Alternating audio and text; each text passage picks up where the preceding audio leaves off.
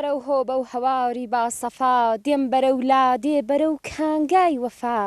دێم ببینم نیشتمان و زێ دەکەم دێم ببینم خزم و کاک و دێ دەکەم بە ناوی خوای ئاسمانەکان و زەوی سڵاوتان لێ ببینەرانی خۆشەویست هاودڵان و هاوزمانانی بەرنامەی کانگای ژیان لە هەر شوێنێکەوە کە بینەری بەرنامەی خۆتانن هیوادارم مەکۆی ژیانتان پڕ بێت لە ئەوین و خۆشەویستی کاروانی کانگای ژیان دووبارە بەرەو ئاوایەکی شاری جوانی شنۆ وەڕێکەوتەوە و ئاوایەکە لە پشسەری من دەیبینن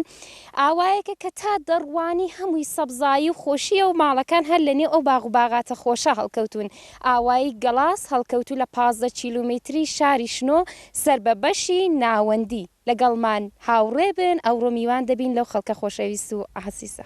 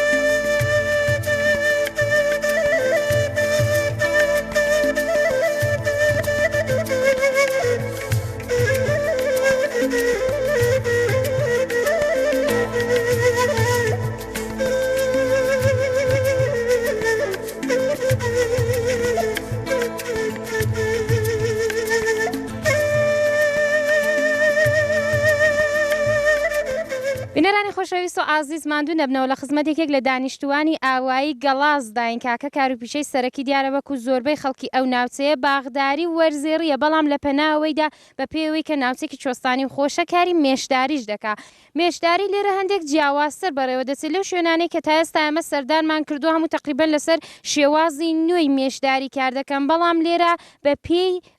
شێوەی سونەتی کار دەکەن جا کاکە لەسەر و بابەتە زیاترمان بۆ دەدوێت سڵاوتان لێ بکاکە سلام بخير سرچاو باشن شکر سلامت سلامت بزۆر ممنون تشکر دەکەم خۆتان دەناسێنن منم صديق ڕاهبەرە کاکە سەدیق تەمەنتان چەندە تقریبا 35 ساڵ تەمەن درێژ بن یا ڕەبی کاروپیشە سەرەکەیتان وەک باسمان کرد باغداری و وەرزێڕیە چەند ساڵە کاری مێشداری دەکەن تقریبا من بەچووکەنیوە هەر مێشداریم کردووە هەر هەتان بۆ لە ماڵ لە باغ کاکە بۆمان باس بکەم بزین ئەو شێوازی ڕاگرتنیکۆ ئێوە کە شێوازی سونەتیە چۆنە و چ جیاوازێکیە لەگەڵ شێوەی پێشکەوتووی ئیما تقریبا سنەتیە لە قەراغی باغداری کاری مێشداریش دەکەین مێشداریەکەشن ئەوا لە ئێمە چەند سنەتیە شەکریان نادەینی تابیعیە تقریبا هەر مێشە تقریبا 5-6 کیلۆی لێ هەڵدەگرین ئەمە وەکی دیکە مثلا مدرن وەک ئەلحان جدید مثلا شەکری زۆر دەدەنێ شەکری زۆر هەموو تقریبا شەکرە دەرسەدی زۆتری شەکرە 20 کیلۆ لێ هەڵدەگرن ئەمە تقریبا چەند بۆ دەرامەدن زۆر نییە ئەوە تەبیعی ئیستفادەی لێ دەکەن تقریبا 5-6 کیلۆ بۆ خزم و بۆ ئاشنا بۆ ئەنوای دەرمانش ئیستفادەی لێ دەکەن کاکە گیان بۆمان باس بکەن چەند مێشتان هەیە تقریبا 150 مێشن هەیە ئەوانە پێیان دەڵێن غەڵف وایە هەر غەڵفەی چەند مێشی تێدا ڕادیگیرێ تقریبا ناتێم لە جەمیەتی چەندە ئەمە هەر مێشە ڕەنگە 5,000 دنکی تێدا بێت کاکە سەزێغجانەوە چۆن بۆ مێشانە ڕادەگەن لەسەر و شێوازە سونەتیەی بۆ ماشی بکەنەوە ئەمە تقریبا بەهارێ وەختێکی کە 1 مانگ 2 مانگی بەهارێ بارانش لێرە زۆرە هیچ شیرەشر بە دەرنەکەوتووە ئەوڵەکەی تقریبا بڕێکیان شەکر دەدەینی هەتا وا لێدەی شەکر دێت ئیدی دەزانین کە شەکر هەر ئەوجە بۆی دەبی مێژ خۆی بەڕێ دەبات نامری لە برسان شەکرەکان قەتە دەکەیت وابیتە تەبیعی بۆ لای پاییزە تقریبا مێشەگە زۆر قەوی بیت منە زۆر کاری کردبیت 5-6 کیلۆ لێ هەڵدەگرین هەنجوری تەبیعی ئەو وەختی تقریبا من لەوەش نیوێشی بۆ دێڵینەوە بۆ دەستانی چەند لێرە هەوای زۆر سادە بەفرش زۆر دێت داوامی زۆرە بە حەداقل بەشی 5-6 مانگیان بی هەنجوریان بۆ بێڵینەوە ئەمەش بەشی 5-6 مانگی هەنجوریان بۆ دێڵینەوە و دەستانش تقریبا لەبەر بەفرێکی زۆرە کونەکانیان دەگرین با ڕۆژی مەسەن تاوەکی گەرم لیان دەدەێنە لەسەر بەفرێ نەمرن بەشش بەوەش بکەم لێرە چەند و تقریبا هەموو لەنێو باغی خۆی دەخانوشتی چاک کردووە 5,000 میترە خانی و قەدەبی قەدیم نەبن تقریبا 15 ماڵ نەبێت نەگەل لێرە هەموو لەنێو باغی خۆیاندانا مێشی دەبەری هەیەکی زۆر لێک دوورن ماڵەکان بۆ یەکتر زۆر زەرەر نییە بە منداڵشتیوە نادان باغ و شت زۆرە هەموو لێک زۆر دوورن جیران و شت هەیەک لە نێو باغی خۆیدا لەبەرەوی بەخێوکردنی مێشی لێ لە نێو دێ زۆر خۆشە ئاساندا باشە کاکە چۆنە لەسەر شێوازی پێشکەوت و مێژداری ناکەن وەڵا هەلێنێ بۆمە بڕک سەختە ئەمە چەند کاری باغداریە دەکەین نەبێ من ڕستمی وە دوای کاری مێژداری بکەین ئەو وەختی نەبی ببینە بۆ شاری دوو شاری گەرم مەسە فەسل بۆ فەسڵی ئەوەزیان کە بینە جێ دیکە نەگە ئی مدل لێرە جواب زۆر ناداتەوە چەندکو سندوق ساردا دەستانی لێرە وەک سەوەتەی سنەتی نییە لە بن نایلونی پەرۆشتیدانەی گەرم بیت نەمریت مێژ دە سندوقێدا دەمریت هەوای سادی لە دەبەرەوی ئەو بۆمە نابیت بۆ ئێرە سەدەقجان بۆ فەرموتان کار و پیشەی سەرەکی خۆتان باغداریە خەڵکەکە لە پەناوەدا چ دەکەن ئەوایی ئێرە چەند و کوێستانی زۆرە زۆتری ڕووی دامداری کردووە مەڕ و ماڵاتی لێرە زۆرە تقریبان 12,000 سەری مەڕ هەیە چەند و کوێستانەکەی بێ حەزۆرن هەواشی فێنکە دەرامەتێکی چاکشەیە بۆ خەڵکیێرە جا زۆتر هەموو ڕوویان دەوی کردووە ماڵاتی گەورەش ڕادەگیرێ بەڵێ ماڵاتی گەورە ڕادەگیرێت ئەمە تقریبان کەمە لە پەناوی باغداری شەیە ئەمان ماڕدارەکە لە هەمی زۆترە لێرە کاکە سەدەقجان فەرموتان 12,000 سەری مەڕ و ماڵات هەیە ئەو شیرۆ و ڕستقی کە لەوان بەدەست دەچی لێ دەکەن لێرە لەو شارانە تقریبان لە تەورێزی لەو شاری دەدور دێن شیرپەزن دێ لێرە هەموو ئەو شیر و پەنیریان دەریبان 45 ڕۆژ 50 ڕۆژ لیان دەکرن هەتا بڕک شیرەکە کەم دەبێت ئەگە کەم بوو ئەمان دەچن ئەوجا ماڵەکان بخۆیان دەگرن بۆ دستانێ بۆ ئەجە بڕکیشەکە زیادی وەشتی بۆ شارشتی بەڕێ دەکەن پس مەسرەفی خۆیان و ئەوی دیکە شیرپەز دەیبن باڵێ باڵێ بژین ئینشەڵا دەستەوە خۆش پس بە پێی فەرمایشتەکانی جەنابتان کاکە ئێرە دەتوانین بڵێن یەکێک لە کانگاکانی ئەسڵی شیری ناوچەیە وایە باڵەوە بژین و بەردەوام بم هەلێڕە جێی خۆیەتی دەستخۆشی لە هەموو ئاژەڵداران لە هەموو دامدارانی ئەو ناوچەیە بە تایبەت داوایی گەڵاس بکەم.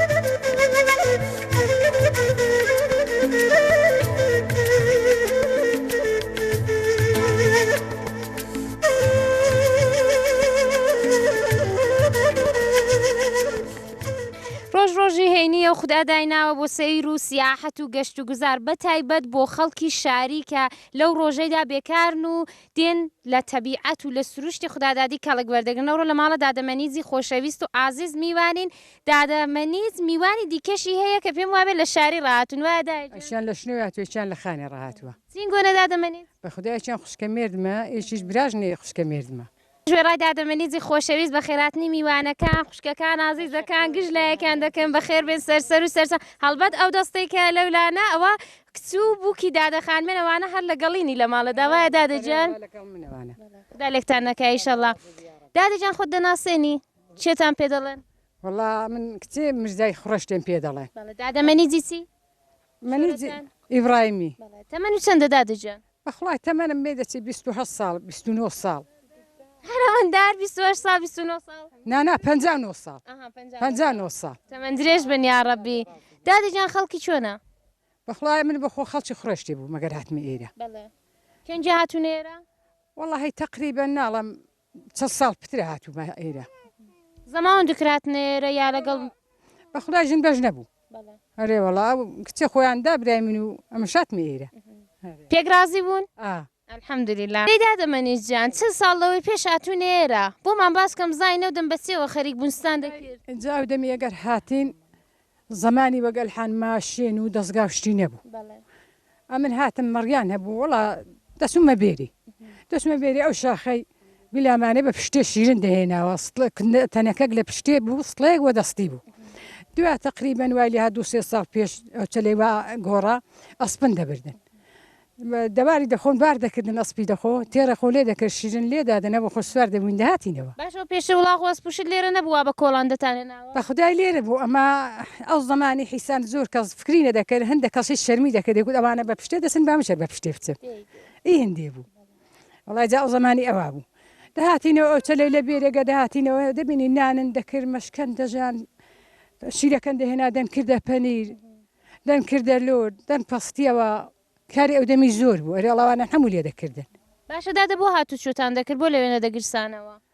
بە خدای وڵای هەر داهاتینەوە گوندی نزیک بوون چۆستانە ئەرێ وڵای نوێزوک بوون بۆ هۆی نەدەبوو چوو بای لەوێ بای ڕەشماڵەتە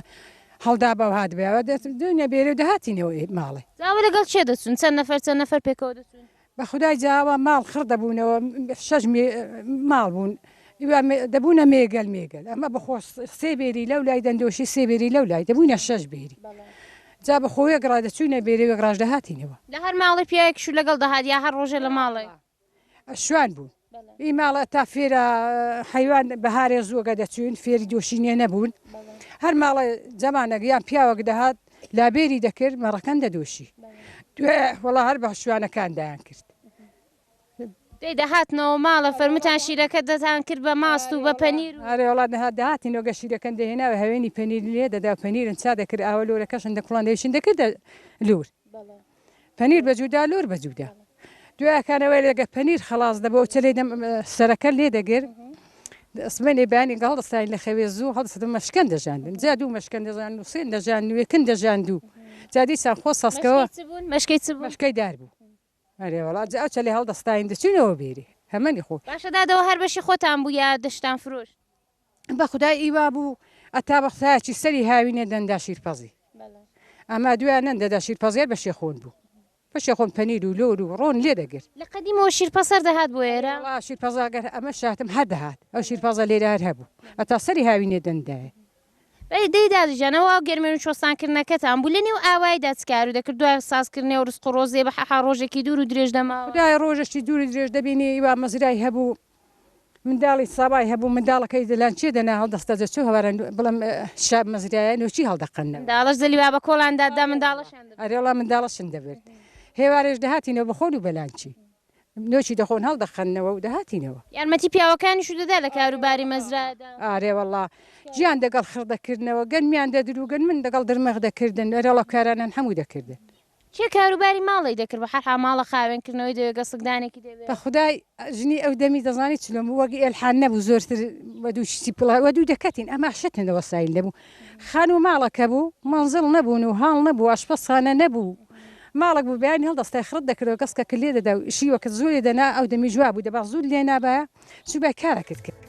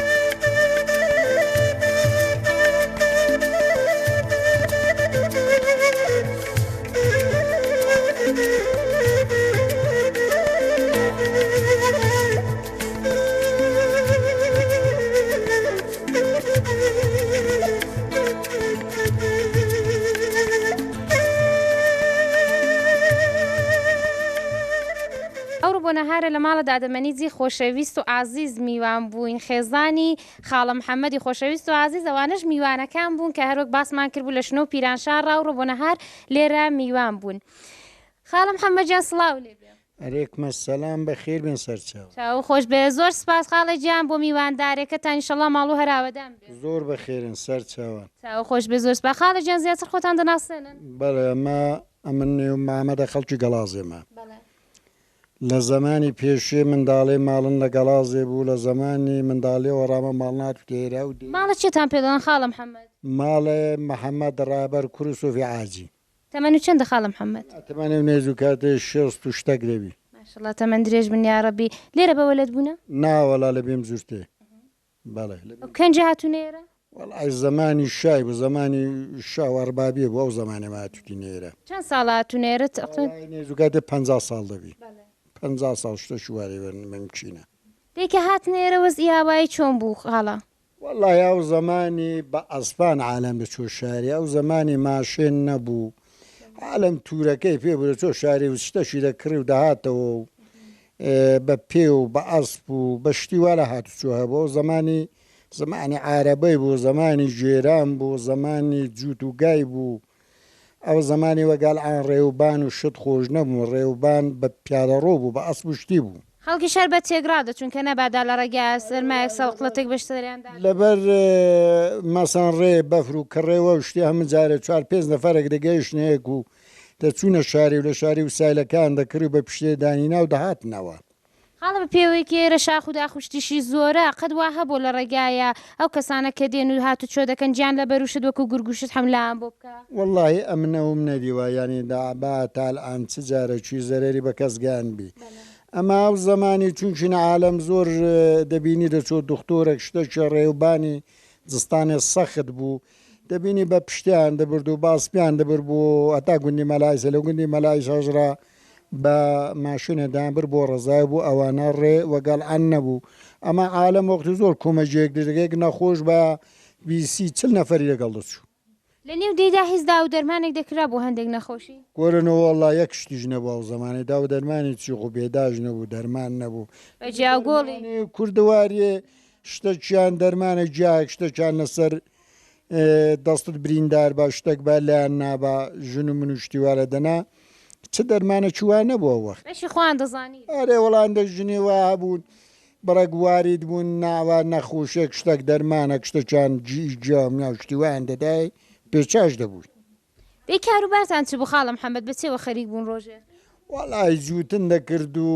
عارەبە بوو جێرە بوو مەڕداری بوو کەشاوەرزی بوو بەو جوورە شتانەوەی لە بەهارەوە چونچینە ئیمکانات نەبوو لە بەهارەوە تا پاییزێ بارانە داهاتن جێرە شت خلاص نەدەبووە وەختی شینە بە زەحمەت بووە هەموو بە عارەبەی بوو بە وڵاغ و جێرە و شتی ئەوا بوو بە پێوەی کە و ناوچەی ئاوهەواشی خۆش بۆ زۆر چۆستانی بۆ حتمما بەرهەمی زەوی زارەکەشتان باش بوو وڵی ئەو زمانی زەوی گەرمی چاتر دەینا بەهاروی چاتر دەینا نۆکوشتی چاتر دەینا بە دمچی گاسنیش بووەمان کەسبەکەی زۆر چاتر دەینا لەو دەمەی ئەرەوەڵاوە مەڕماڵاتێکی قەڵە و وەڵای مەڕ و ماڵات وەگەڵعان یەکزار زۆر نەبوو ئەمان کوێستان و جیا و شت یەکزار زۆر هەبوو بوو مەڕماڵاتی ئەو وەختی جا زۆر بوو جوان بەخێو دەکرا خاڵە لەگەڵ خەڵکی ئاوای وەزستان چۆن بوو لەگەڵ ماڵە دەرو جیرانی هەموو شۆ پێکەوە گوزەرانی لە وەختی بێکاریدا لە وەختی خۆشیدا پێکەوە چۆن بوون وڵا ئەو وەختی کەسەگەگەر بانی کەتبایە 50 نەفەر بزانە 30 نەفەر 40 نەفەر دەهات خۆڵەبانیان بۆ دەکرد و دیواری خەرەبە بوویان چادەکرد و یاریەکدری بەهارویان دەدرو شەدانیان دەدرو مەسەلەن گەنم و جاوشتیان بۆ یەکدری دەچێشاوە و ینی کاوشتیان بە وەختی بە ساقۆڕ هەبوون پێیان دەکۆ وەک سەوەت هەبوون پێیان دەچێشای کۆمەژی یەکدریان دەکرد عالم بۆ یەکدری زۆر کۆمەژێ چاتریان دەکرد لەو وەختەی بانیان بۆ یەکسەر دادەنا بە خااترەوەی کە خانوشتی و دەم هەر بە قوڕ دادەندرا باەک شتێک بارانێک شتێکی تونباری با بە فرێکباری بە لەوانە بۆ خانوویە تێگرڕخابە وڵی زۆر جارێ وڵا باران وەگەل ئانا و سمیتە نەبوو بلوک نەبوو خشتە نەبوو زۆر جار بە شڵێەوەی دەباران دیوارەکە دەکەتن ئەمە عالم کۆمەجی دەکرد وڵای وەستا بێ پوڵ و بێشت کۆمەجێک دریان کارێکی بۆ سوورەتەش نەوەست کەس بەشی خۆی وەستاکار وڵای دەیزانی دای دەناوی دێ وەستا وەختیش بە ئەنداز خۆ دەیزانی چاچی دەکردەوە کۆمەژێک دریان زۆر چاتر دەکرد لەلان چاتر بووم بۆ یەکدری جەماعەت ئەو زمانی الحەمدولله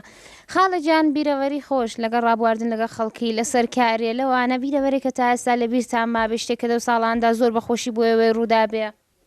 وڵای جا بیرەوەرە وەختی خۆشەکەی چ بوو زمانی وەختی عالم لەگەڵ یەکدری جۆرا بێنێ با و سەرکولانە بان و جێژنە و شتبان عالم زۆر پێ دڵخۆش بوو وەگەل ئەن نەبوو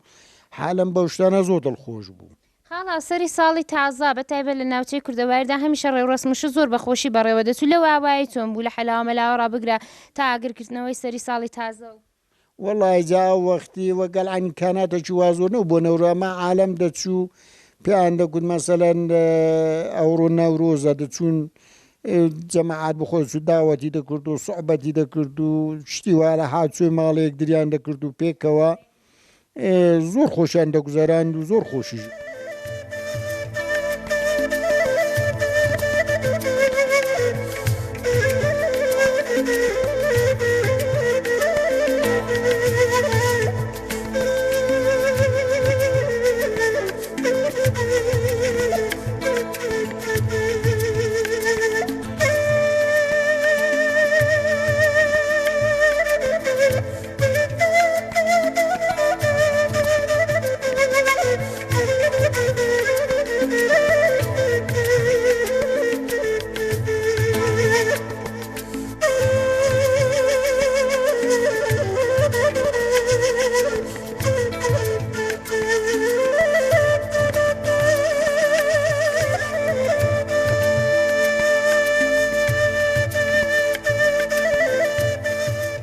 لە خزمەت یەکێک لە لاوانی گوندی گەڵاس سەر بە شاری شنۆداین سلااو لێ بکاکی من تشکر ممنون سلامان گوش بخیرین سرچاو زۆر سپاس باشم شکر سلامت تشکر ممنون خۆتان دەناسێنن بەلیا من ڕزا علیزادا خەڵکی ئەوەی گەڵازمە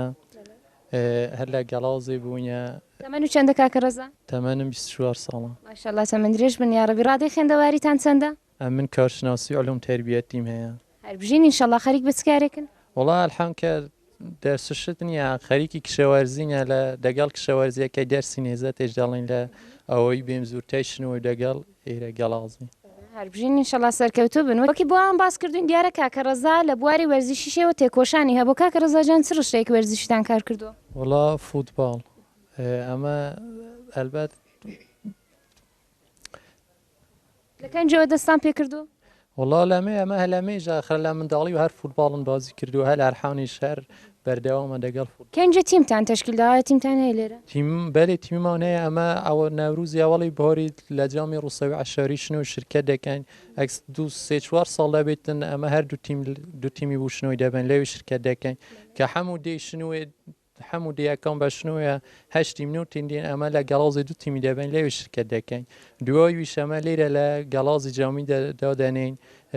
لە هەم شاونە لە ڕەمەزانی هەم دوای ڕەمەزانی جامی دادەنین ئەمە تقریبان جامی ڕەمەزانن دادەنەوە لە گەڵازی ئەمە نو تیم بووین نو تیمن هەبوو جامن دانا بوو جامەکەژی تەوا بوو بۆ آخری ڕەمەزانی جامەکەن تەوا بوو خودی ئاوای دوو تیمی هەیە ناوڵە ئەوەی دوو تیم بوو مسابقاتی شنوێنەیە دەنا خودی ئەوەی هەموو جوانەکان هەر فوتباڵی بازی دەکەن تقریبان تیمی ساڵون ئەمە نو تیمن هەبوو لێرە شکەن دەکرد تقریبان نێزیک بە 50 نەفەر بازیکونن هەیە ئەمە زیاترای کەمتر نیە نو تیمن هەبوو هەر بژین ئینشەڵڵا تا ئێستا پلە مەقامتان بەدەستێناوە لە چێبەرچیەکاندا ئارێوڵامە لە شنوێ پلان بەدەستێنەوە پلای دووەم پلای سێوم لە جامی مرگاوەڕیشن شرکت کردبوو تا چوارتیم پێنجتیمی دەچین پلانەیە بازیکونی زۆر ساکن هەیە وەلی متاسفانە ئیمکانات شتن نییە الحەون ئەمە جامی دادەنین 5-6 تیم حوتی من هەیە وەلی بێت سەمێنین هیچ جیەکن نییە هیچ ئیمکاناتێکن نییە حتا بوو مشکلی زۆر سادەی توپ و تۆڕی وانەشن هەیە مشکلا زۆرن سەمرین و ڕاهێنانەکانتان لەکوێ دەبێت کاکە وڵاهی لە جێ لە حەوشی مەدرسەی لە جێ ئەلحان مەسەلەن کە وەختی کارێک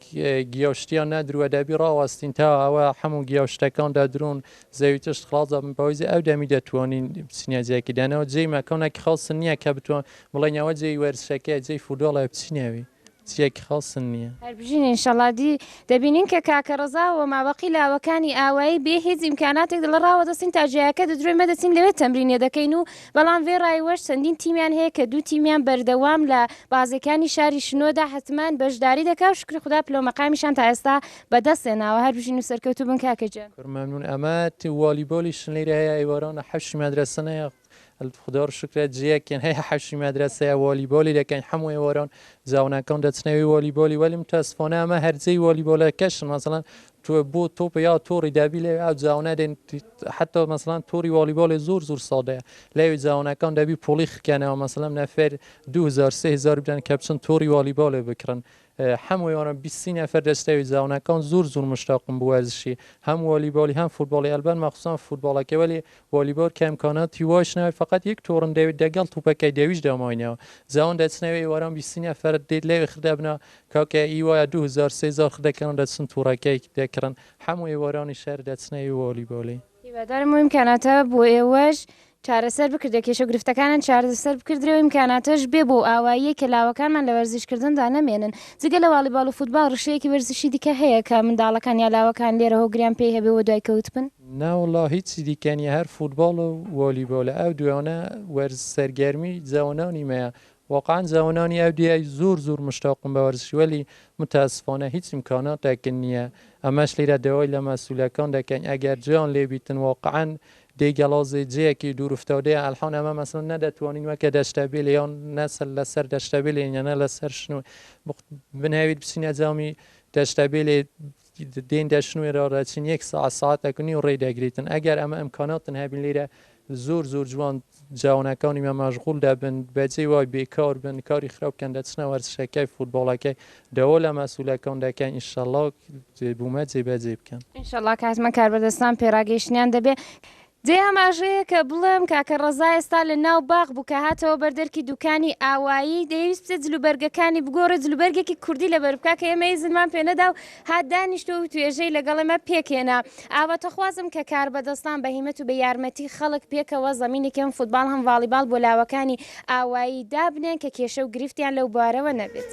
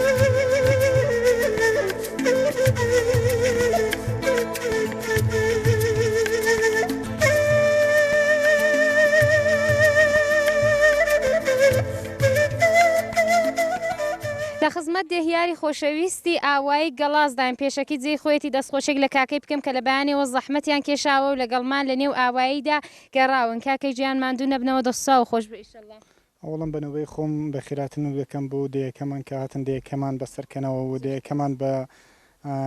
تقریبا بینەرانی شەبکەی خۆتان بناسێنن. زۆر سپاس کاکە جیان خۆتان دەناسێنن. من عەبدولواحید ڕەهبەر دەهیاری گەڵازێمە حدودی 10 ساڵانە لێرە دەهیارم. هەر بژین و بێمزارەت بن ئینشەڵڵا. کاکە بۆ من باس بکەم زین ئاوایی گەڵاز لە چۆ هەڵکەوتۆ سەر بچووەیە؟ ئاوایی گەڵازێ باشووری ڕۆژ ئاوای شارستانی شنوێ حدودی 15 کیلومتر فاصلە هەیە دەگەڵ شارستانی لە بەخشی دەشتەبێڵێ لە دەستانی دەشتەبێڵێنە دەهاتەکانی دەوروبەرمانێ گوندمەلاعیسە یەکیش شوێبیرۆوی کەش سلاشە لە مەرزی دوو کشوەری عێراق و تورکیە واقع بووینە. کاکە جان مێژووی ئاوەداین دەگەڕێتەوە سەرکەنجەی زانیارێکتان لەسەری هەیە؟ والله مێژوەکەی لێکوڵینەوەی بۆ نەکراوە وەلی حدودی 100 ساڵێک دەبێت کە مەسەلەم ئەو کە بەرنەوانەکەی هەیە کە شناسایەکەیە مەسەمە قەبرستانێکمان کە حدودی 100 ساڵە هەیە مەسەم ئەندازەکەی دیارە لە دەوروبەری گەڵازش کە حدودی 15-16 دانە قەبرستانی دیکەمان لە هەیە هەموو گەورەتریشن لەوینە وەلی چون لێکوڵینەوەی بۆ نەکراوە کە و دێ مەسەمی چەند لە مێژ بووە و قەبرستانە چۆن چابوونە و چەند زەمیەتی لێ بووە ئاهانیش هەر لێکوڵینە بنەک وەلی بەوەی کە دیتومە احتمال دەکەم کە گەڵاز زمانی پێشێ ئاوایەکێنی جماعەتێکی زۆری لێ زندگی کردووە و وەلی ئاهانیش هیچ لێکوڵینە نەکراوە هیچ بەرنامەمان بوونی. ئێستا چەند بنە ماڵەوە چەند خانەواری لێ دەژی؟ گەڵاز حدودی 320 خانەواری هەیە و حدودی 1120 نەفەری جەمعیەتی هەیە. چەند دەرسەدی خوێندەوارە لەو 1020 نەفەر؟ والله حدودی تقریبا 80% هەموو بەسەوادە. بەڵە قوتابخانەی تا پۆلی چەند لێیە؟ تا پۆلی نۆهەمی لێە دەمە بوتە نۆهەمیانی هەم ئیبتیدایی هەم ناوەندی لێە. خۆ بنەماڵەکان کێشەیەکیان نییە بۆ درێژەدان بە خوێندن بە تایبەت خوێندنی کچەکان و چوون بۆ شار؟ والله ئەو 5 ساڵی بڕک ینی باش بووە وەلی ساڵەکانی پێشێ مامولەم بە کچەکانیان نەدەخوێندونوە تا پێنجمێ ئەکسەریەت حالم تا پێنجمێ ینی دەیخوێن چونکو هەزینەکەی زۆر بوو خەرج و مخارجەکەی زۆر بوو ینی بۆ شارەکانی دیکە بۆ شنوێ ناندەناردن و مامولان کەمیان دەخوێندن وەلی ئەو ساڵانە تقریبا 10 ساڵێک دەبیتن حالم زۆر هەم بە کوڕەکانیان نەخوێن بە کچەکانیان نەخوێنن هەم کارشناسمان هەنا معلیمانمانە مهندسمان هەنا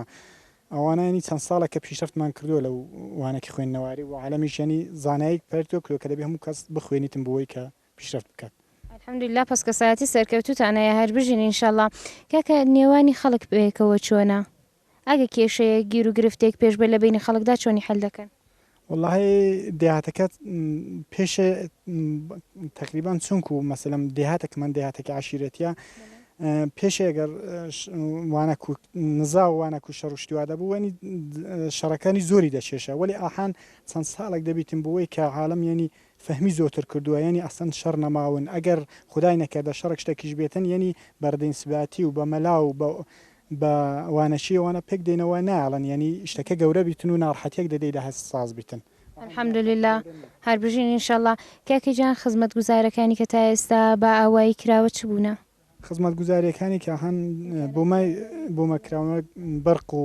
ئاسفالتی ڕێ و خانەی بەهداشت و ساختمانی دەهیاری و بەرقم کووت مخابرانی تەلەفۆن و لولەشێشی ئاوێ و تقریبان سیلبەند و ئابند و مندەک جۆگە و ئەوانەمان بۆ چەکراون. ئاوی ئاوایی لە کوێ دابین دەبێت سەر چاوەکەی کوێیە؟ وڵی معمولەن لەکانی و شتینە و بڕێکش لە بەفروشتینە ینی هەموو لەکانی و چۆ مشتیوانە بۆ کشت و کاڵە کەسی ئەوی شارکولەن لەوێنە لە چۆم و کانی و ئاوشتیوانە. لە ماوە 10 ساڵیدا کە خۆتان دێهیاری ئاوایی بوو چتان کردو لە ئاواییدا؟ وڵاوەڵەن 10 ساڵی داوەڵەن هەماهنگگیمان دەگەڵ دێ خۆن و شۆڕا و بەخشدار و فەرماندار و ئەوەنە هەمانگیمان کردەوە پێداچوونەوەشمان بۆ بە پرۆژەکان کردووە مەسەڵم ئەسفالت و تەلێفۆن و لولەشێشی ئاو و ئەزرای تەرحەیادی قسمەتێکمان حدودی نیمە تەمامەوەمان ئەنجام داوە پردمان دەنێو دەیدا چا کردووە ساختمان دەهیاریمان چا کردووە هەمکاری دەگەڵ ئیدارە شاری ئابند و جۆگە و ئەوانەوان کردوونە ینی نەخشەی تەرعادی و ینی هەمکاری زۆر چاکمان کردو. بژین ئینشەڵڵا ماندوو نەبنەوە چ پرۆژەیەک و گەڵاڵەیەک و بەدەستەوەی ئیجرای بکەن؟ وڵی تەرەهادیمان کە هەن نیمە تەمامە فەرماندار و بەخشدار کە قەولیان داوە 10 ساڵیدا و قسمەتە کە زیرسازی کراوە و جەدوەڵ گوزاری کراوە ئاسفالتمان بۆ بکەن و قسمەتەکانی کەش کە ئینشاءڵڵا لە دواتر چا دەکەین و پردمان لە نێو دێ هەنە ئینشاءڵڵاوان چا دەکەین و ئینشاءڵڵا دەیەکی چونکو سەردەسیرین ینی حدودی 7 مانگان لێرە بەفر و باران و شتوان ینی احتیاجێکی مولزەمەمان بە گاز ڕەسانی بۆ دێ هەیە ئەویشمان کە هەمکاری و ینی بە دواتچوونی بۆ دەکەن ئینشاءڵڵا و یەکیش ینی چونکو دەیەکی ئان ئەسری وی نییە کە مەسەم دەیاتێکی بەو جەمعیەتە و لەو مەرزی واخەبوونەوە هەان بدونی ئینتررنێتین ئەو بەداچوونیوەکی زۆر تونندشمان هەیە ینی بە دواتچوونی بۆ دەکەن کە ئینشاءڵڵا ئینتررنێتمان بۆ دەی بێتن و ینی ئیمکاناتمان زۆر لازمە ئینشەڵڵا بە ئومێدی ڕێی وەرزشی ژەین جوانان چون ئێرە جەمعیەتەکەمان زۆرە و جوانەشمان زۆرن ینی لە نظر وەرزشی ڕاش ئەمە جماعەتێکی ینی جوانان کانمان زۆر وەرشێگە حدودی ینی ئەمە چەند زامن لێرە بخۆنترین حدودی 56 نەفر فقط فوتباڵە بازی دەکەن چەند نەفرن ئەسەن هەنا مەسەم سوار تیم هەروە واڵباڵ ئەنجام دەکەن وەلی چون جێمان نییە بۆەوەی کە تێرا سەرگەرم بینیانجێکمان ئومیدوارین کە ئەو کەسانەی کە دەنگمان بۆ دەسی ساڵۆنێکی وەرشیمان بۆ چاکەن یانی ئەمە بتوانین جوانانە لەو مەرزەی لەو جێ هەنا سەرگەرم کەین دەوەختی تەفریحاتیدا. ئینشەڵڵا کاکە گیان کار و پیشی سەرەکی خەڵکی ئاوای چییە بە تایبەت لاوەکان کە فەرمووتان زۆربەی خەڵکی ئاوای شەر لە لاوەکانن؟ والله ئەکسریت کاری ئێرە ئەوەڵەن دامداریە ینی ئاژەڵداریە ینی چون ئاژەڵ و مەڕ و ماڵات و شتیوان لێرە زۆرە شغلی ئەسلیان مەرداری و ینی ئاژەڵداریە لە دووە لە پەناویش چونکو هەن چەند ساڵێک دەبێ حدودی 10 ساڵێک دەبێت لێرە باغ و باغاتیان چاندونە وەلی هێشتا ینی سەمەرەی نەداوە وەلی 10 ساڵێک دەبێت کە و باغ و باغات شتمان چاندووە بۆی کە ئینشاءڵڵا لە ئەندەیدا بتوانین کشەوەرزەکەمان و پێش ئاژەڵداری بێخین لاوەکانیشمە کە لە پەنە وڵار ئەو کارانە دەکەن ینی هەم مەرداری دەکەن هەم کاری کشاوەرزی دەکەن و بۆ کاری سەنعەتی چۆن هات شوێی شار دەکەنایە؟ ئەرێ وڵات کاری هەر سەنعەتیمان مەرێ وڵاندێک دەستنەوە لەوێ کارێ دەکەن لەوێ کاری دیکە دەکەن کارەکانی سەنعەتیمان مامولەن سنشنوێ بژین و بەردەوام بن ئینشەڵڵا. کاکە واحید جان وەکو دەهیاری ئاوایی وەکو دانیشتوویەکی ئاوایی گەڵاز ئەگەر فەرمایشی قسێک ماوە لە خزمەتانداین؟ وەڵڵاهی فەرماشمەوە چونکو دەیەکەمان وە هەڵکەوتووە لە جێکی یەنی کوێستانیە سەرسیرە ینی فێنکە ینی هەواشی سەرسەبزەیە دەیەکەمان دەیەکی گەردشگەریە ینی احتیاجی زۆر بەوە هەیە کە کەسانێک بین لێرە سەرمایە گوزاری بە عنوانی گەردشگەری بکەن ینی تەواوی منتەقەی شنوێ دەهاتەکان و شارەکانی تەرەفی ئەگەر بیان هەوێت بۆ ئیسراحەتێ لە فەسلی بەهارێدا و هاوینێدا بین جێکی خۆش و بۆ ئیسراحەت و ئەوانە پەیداکەن ینی گەڵاز و چلاشانە جا ئەوەی بۆی کە سەرمایە گوزاری بکەن ینی گەردشگەری دەوێت داوان ئومیدوارم کە سەرمایە گوزاریەک بێت لەو گەردشگەری بکات چکو دێشی زۆر سەبز و زۆر خۆش و زۆر بە ئیمکانات.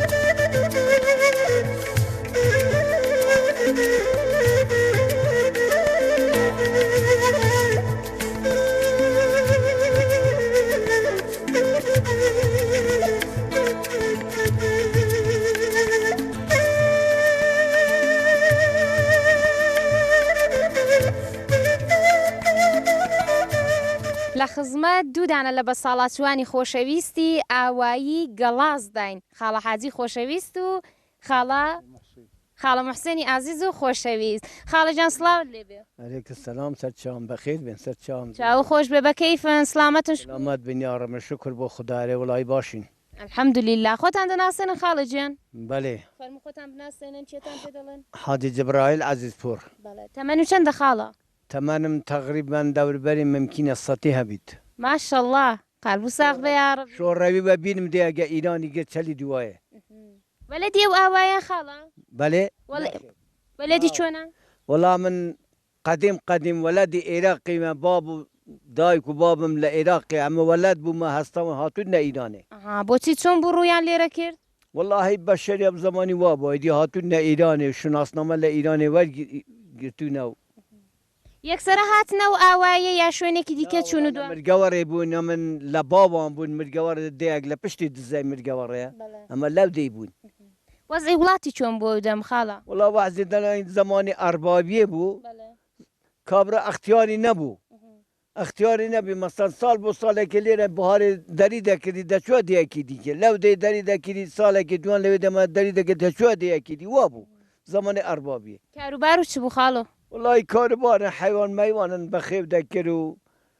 اوي مثلا كسابتي كربا برا كسابتي بخود چاندونو اما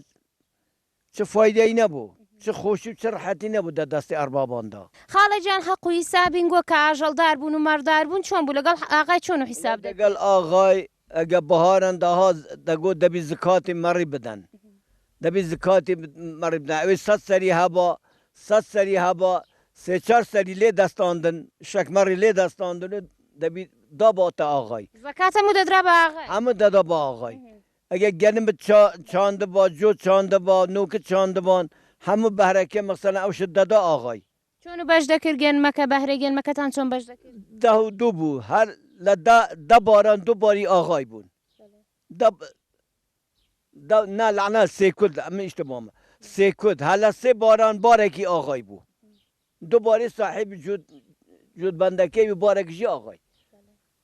اوا بابو ابدمی زۆر باشە قەلب و ساغ بێ یا ڕەبی لەن خەریکیتن خاڵە والله الان كاجي خريك وكساباتينا ومر مالات بخيو دكينو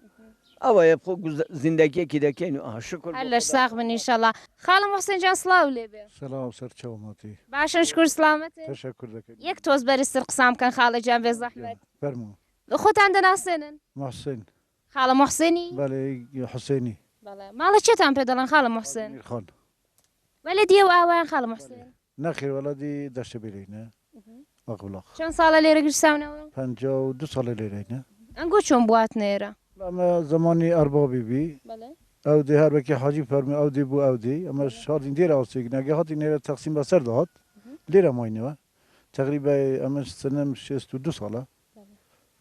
52 ساڵش لێرەینە تۆ چ کۆچبار هەرزارە لە ئاوایەکی بەرزدا دەدرانگۆ ئاخرەکەی وابوو لێرە گرساونەوە ئارێ وڵە ناچوونە گوڵماوەرانی و سیاوانی و ئاخری هات لێرە تەقسیمات بەسەردا لێرە ماینەوەی هەر قەلب و ساغ بێ ئینشەڵا کە هاتن لێرە گرسانەوە خەریکی چ کارێک بوون خاڵە خەرکی مەردار و باغدار و کەشەوەرزی ئەوانە بی ئەو سەردەم باغتان هەبوو لێرە نەخێنە هەر درەختێکش نەبی یەک درەخت زمانی ئەڕ جانا نددي يك طاقه بين نددي لجلازه يك بي اري والله ئەی چەند ساڵە و باغ و باغات هاتوونە والله ايدي باشا تقسيم دهات و او باغ باغتش پیدا بونا پاشو تقسیم نخو نبو اصلا اري والله خاڵەجان ئەو دەم لە زەوی زارەکە چتان دەچەند گەرم و نوک و ئەوەنە چی دینە زەویەکان بەراو بوون بەراون بەڵێ بەراون چۆن بوو لە زەوی بەراو کە بە هەر حاڵ گەرموانە بە دێمەکاریش دەکرێوەز لە زەوی بەراوەکانی شەرەوانتان دەچەند ئەرێ والله هەردوولا هەر دێمە هەبی و بەراوش هەبی خاڵەجان هەر لەو ئاوایەتان زەماوەند کردو اما نخل مرقوره بۆ خۆتان لێرە بوون داخان لە مەڕۆگەوەرە بله تەمەن و چەند بۆ گە زەماوەند کرد والله تقريبا دور بالي 35 سال 34 سال بعد بينا بوا درەنگ خاڵە وادرانگ ودی درانگی اما ابدمی شن زو ندینان اوی جوان با چه کچ با زو مردی نده کچ جوان با زو جینی نده اینا حتی سنینا با 35 نده اینا دوبزانی که او جنه باشه خرابه او جوانه منداله هیچ نازانید ئەوە هیچ نازانی دەبی ئاقلی تەواوی پاشیش نبینیت پس بنەماڵەکان وان دەکو کە نابێ ئێستا زەماوە بکەن ئەرێ وڵە ئەلعانەکە هەر بیا 10-15 ساڵی ژنە دینن ئێجا نوێژی دەگەلێک پێک ناهێن تەدی چۆ دەگەل ژنەکە بەنیان خۆش نەهاتە چۆن تەلاقیان دا شکایەتیان لێک دری کرد ئەو تشتی باش عیب بەدەن ئۆمەدا قەدیم چۆن بوو چاک پێکەوە دەسازان ئەرێ وەڵڵا چۆن ئەندا خانم خواست قدیم لە نۆمە ژن تەلاقدان ئەسڵەن نەبووە و نابیت بین ئیرادێکی زۆر گەورەیە ئەوە ئەلعانش دەچێت دادگای ڕۆژێ 20 ژن لەوێنە ئەوە منداڵی لەبەر شانیە ژنێ تەلاقی دەدات ئەوە بۆ ئەنسانەتیە بۆ مسلمانەتیە خاڵە حاجی چۆن و دایە خانم خواست بەڵێ چۆنتان دایە خانم خواست وڵا دەچۆن پیاوی ئاسەقل دەچۆن داان خواستنشم بە ژنان دەکردن و بێژن دەخواستن ئەوی دەداوی ئەوی دەداوی وە باشە پێشتر دایە خانمت دەناسی لەکوێ ڕادەناسی هەر لە قەدیمە ئەمە جیران یەکدری بوون هەر لە کنیەک بوون ئەرێ وەڵڵا شای زەماوەندەکانتان چۆن بوو خاڵە جان شای زەماوەندی خۆ چاک لە بیرەیدی چۆن بوو بزانیت چۆنتان بووکێنە زەوان بە یەکسمان دەچۆن لە یەکسمێکی سوار دەکردن دەینانە پێش دەرکی و دادەنەنە ماڵێ دی داوەت و شای جێرانەکەتان چی لە نێواوەیدا داواتیان دەکرد جوان داواتیان دەکرد و ژن و مێر پێکەوە داواتیان دەکرد و خلاص تەپڵ و گۆرانی و ئاو گۆرانیان دەگوتنی دی تەپڵ چێ دەیکوت وڵای جوانان دایکوت کەسێکی تایبەت نەبوو بێنم بۆ تەپڵ و توزەلە و بۆ گۆرانی ناوڵە تەپڵ توزەلە ئەو دەمی هەر نەبوون لە مۆحسێنجان قەدیم لەگەڵ لاوەکان لاوایدا لێک کۆ دەبوونەوە ئەرێ وڵا شەوەکی تویتم پێکردنی ئەو حاجە غایبی تەواوی ئەو دیاخر ببیەوە ئەنگی پانۆز بی بڕخواوە نەبی هۆڵێکی دووری درێژی هەبی توینەکەش هەری خۆی بی وەختێکی حاجی پێ هەچاگەر جوان هەمە خربینەوە تویتنە و جەرگە بەزە و پلان بێنە حاجی دازە جارێکی ئەول لە فانوسەکەیدا ئەگەر فانوسەکەیشکان بێت تاریکی هەر بابای دەستێکی دیگر بۆ ئەولا ئەولای ڕێی بۆ خۆشکردن خاڵە بۆ خۆشکردنەرێ وڵا حاجی بخۆی لە نێ دەرکەڕەوەستا نیگەبانی دەکرد خاڵە بۆ خۆت نیگەهبانی لێ دەدەن لا من لە بەرە مەهەڵاتنی دی خۆن دەشاردەوە ئەمش بە داران وە ناکەتم ئەچی دەگەشتمێ دارێکم لێ دەدا هەڵدەهات باشە خاڵە حەزی بۆ وات کە بۆ فانوس لێ کوژانەوە دوا بۆ لێ دەدەن پێم گوناح بوو جەرگە بەزیان دەکرد دە تاریکاییدا مێری ژن تێکەل بوون پێم جوان نەبوو کارێکی جوان نەبوو ئەمش بە داران وە ناکەتم چراکەم کوژانداوە گوتم با بەڵاو بن خاڵە حەزیتم تەمەەن چەندە بوو وڵای تەمەنم تەقریبان دەوروبەرێ 50-60 هەفتە